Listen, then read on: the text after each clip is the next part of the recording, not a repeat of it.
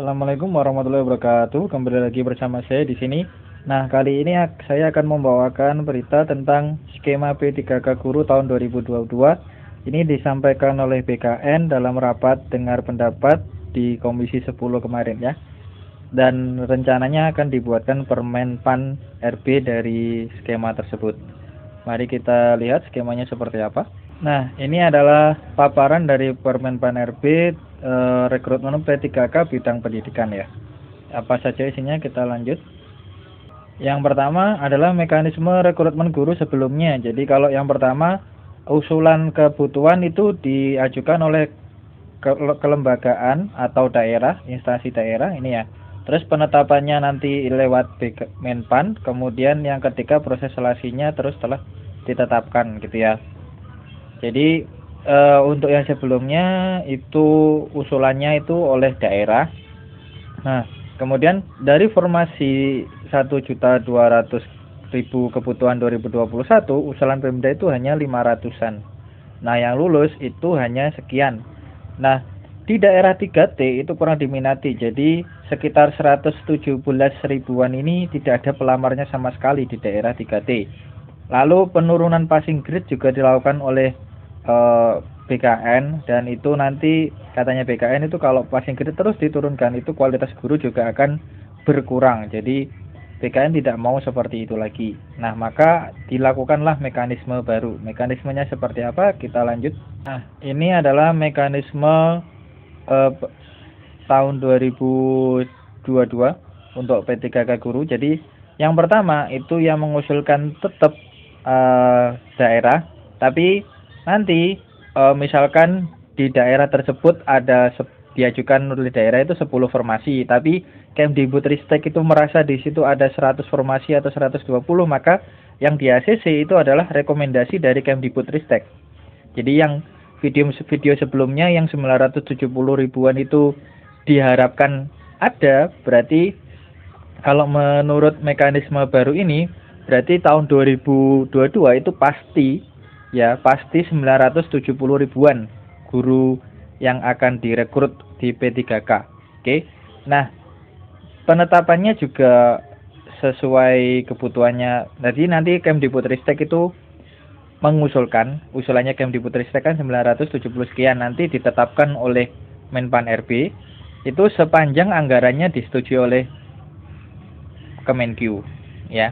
Kalau anggarannya sudah disetujui, maka akan ditok berapapun yang diinginkan oleh Kemdikbudristek seperti itu. Kemudian proses seleksi ini akan dibedakan antara guru GTK termasuk K2 yang berpengalaman dengan tidak disamakan. Jadi maksudnya gini, jadi misalkan guru honorer di seleksi yang sebelumnya dengan guru yang baru ikut seleksi itu akan dibedakan seperti itu. Jadi nanti kalau berdasarkan paparan oleh BKN kemarin, jadi guru-guru honorer yang sekarang sudah di sekolah negeri itu nanti penempatannya tetap di situ, tapi nanti guru-guru yang baru-baru ini itu nanti diseleksi, passing grade-nya bisa dinaikkan setinggi mungkin. Lalu nanti kalau lolos itu nanti akan ditempatkan di 3T. Jadi tidak boleh mereka memilih dulu. Jadi nanti ditempatkan ke 3T. Karena tadi ada 117-an ribu itu formasi yang kosong. Jadi sekitar nanti kalau kalian lolos yang baru-baru ya, new recruitment ini. Jadi kalau baru-baru ini nanti penempatannya di 3T. Nanti setelah beberapa tahun gitu mereka bolehlah kembali lagi seperti itu. Tapi untuk yang guru-guru lama honorer sudah di negeri itu nanti mungkin akan ditempatkan di sekolah induknya mereka masing-masing. Seperti itu penjelasan dari BKN kemarin. Kalau ada saya salahnya silakan dilihat di videonya Komisi 10 DPR, ada di YouTube-nya juga. Mungkin nanti saya salah apa silakan dikoreksi di kolom komentar ya. Kita lanjut. Nah, ini usulan mekanisme baru rekrutmen guru. Tadi kan rekrutmen baru itu akan ditempatkan di 3T. Nah, ini ada lulusan terbaik top 22%.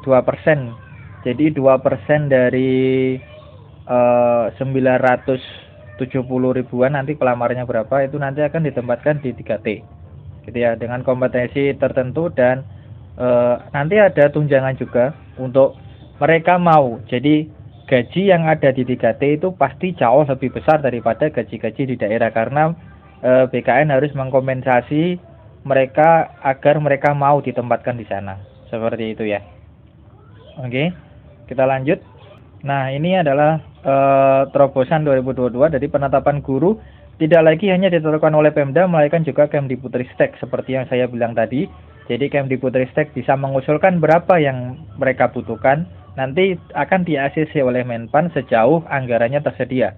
Lalu proses perekrutan GTT dengan new recruitment itu dibedakan. Jadi antara yang sudah honor di negeri dengan yang tidak itu nanti akan dibedakan. Mungkin nanti yang sudah honor di negeri kalau di sana perlu ya butuh, maka mereka akan ditempatkan di sana. Jadi misalkan yang 2021 itu nanti akan ada nganu kan, tes lagi kan, jadi mereka nggak perlu tes mungkin nanti ya. Jadi nanti akan langsung di apa namanya ditempatkan untuk di sekolah induknya mereka. Nah, untuk new recruitment itu akan berbeda. Seperti yang saya bilang tadi, passing grade-nya mungkin ditinggikan, lalu top 2%-nya nanti akan ditempatkan di daerah prioritas, yaitu 3T. Ya, lulusan terbaik ditempatkan di daerah prioritas. Ya. Dan ada kemarin kalau nggak salah, ada BKN bilang ada juga minimal tahunnya. Jadi tahunnya itu minimal 3 tahun. Pengalaman kerjanya minimal 3 tahun atau enggak 5 tahun. Nah, itu saya kurang tahu itu 3 tahun atau 5 tahun itu yang GTT, yang dianggap GTT itu yang seperti apa, mungkin seperti itu ya. Mungkin nanti 3 tahun dan 5 tahun itu akan menentukan mana yang masuk seleksi GTT, mana yang masuk seleksi new recruitment. Mungkin seperti itu ya. Sampai di sini dulu pembahasan kali ini. Ada kurang lebihnya mohon maaf. Assalamualaikum warahmatullahi wabarakatuh.